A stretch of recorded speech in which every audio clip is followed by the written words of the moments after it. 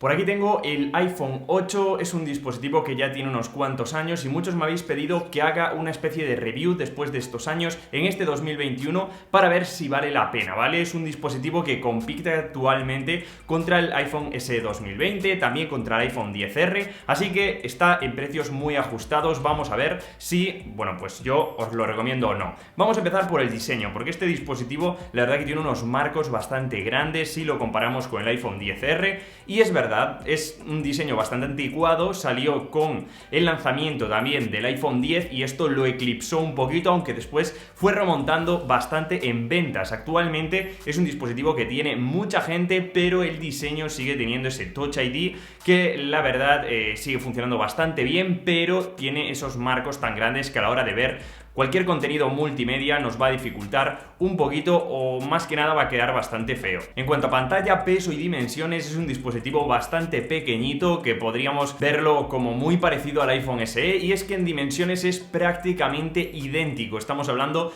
de un dispositivo que es compacto, que podremos llegar a todas las partes de la pantalla, pero eso también nos hace que tenga una pantalla antigua, ¿vale? Porque aparte de que es una pantalla Retina HD, si lo comparamos en cuanto a blancos con el iPhone XR, que tiene una pantalla Liquid Retina, vemos ahí las diferencias. Hay a mucha gente que esta pantalla le puede parecer un poquito más brillante, pero en verdad tiene menos contraste, tiene menos resolución y los colores para mí no son tan reales, aunque sí son un poquito más brillantes que la pantalla del iPhone XR. Si lo comparamos con una pantalla OLED, estaremos viendo aquí que las diferencias ya son enormes, ¿vale? Además que este dispositivo tenemos que entenderlo que tiene ya bastantes años. Y lo que sí me gusta es que la parte trasera es de cristal, por lo tanto sí que acepta carga inalámbrica, y esto es bastante cómodo, la verdad, en el día a día. En cuanto a chips, sí que es verdad que está un poquito anticuado. Este A11 tiene ya varios años. Si lo comparamos con el SE, que tiene la 14, vamos a notar alguna diferencia,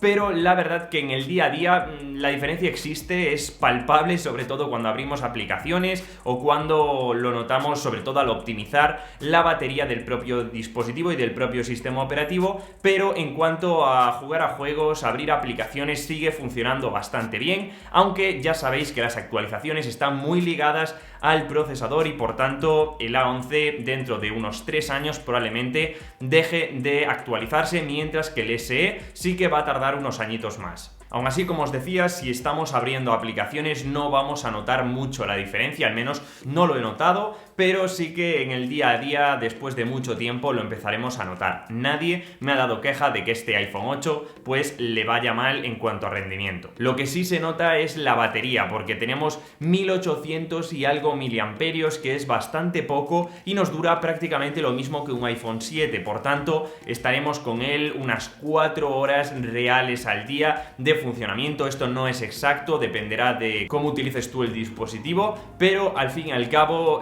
no es una buena batería, por tanto vamos a tener que cargarlos una vez mínimo al día, a la mitad del día o dependiendo de cómo sea nuestra rutina de carga. En cuanto a la cámara, es muy sencilla, sigue siendo superior la del iPhone SE, no tiene modo retrato, no podremos en la cámara frontal activar los animojis, por ejemplo, y tampoco tendremos grabación 4K en la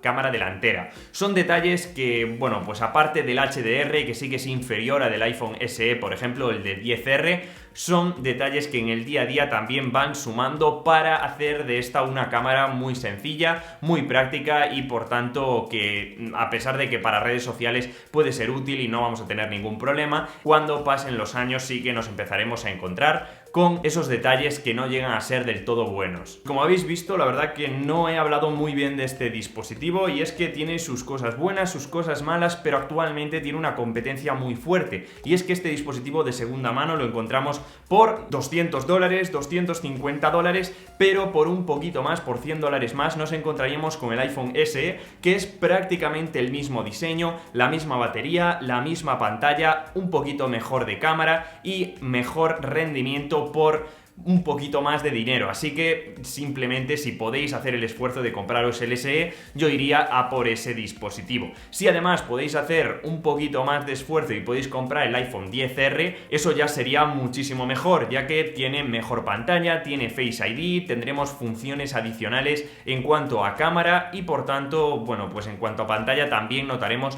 la diferencia. También es un dispositivo que se está vendiendo muy bien de segunda mano, así que siempre lo podéis comprar y vender al poco tiempo si lo conserváis bien. Como veis, este está un poquito arañado, sobre todo en las esquinas, pero por detrás, en la parte trasera está perfecto y en la parte delantera también, y esto hará que lo podáis vender de una forma bastante fácil. Las aplicaciones del día a día como Instagram, como TikTok, como YouTube, como redes sociales en general funcionan muy bien y por tanto vemos que iOS 14 le ha sentado realmente bien a este dispositivo de una forma fluida y además sigue teniendo ese toque un poquito antiguo al utilizar el Touch ID para salir de las aplicaciones. Así que chicos, como veis, no es que recomiende principalmente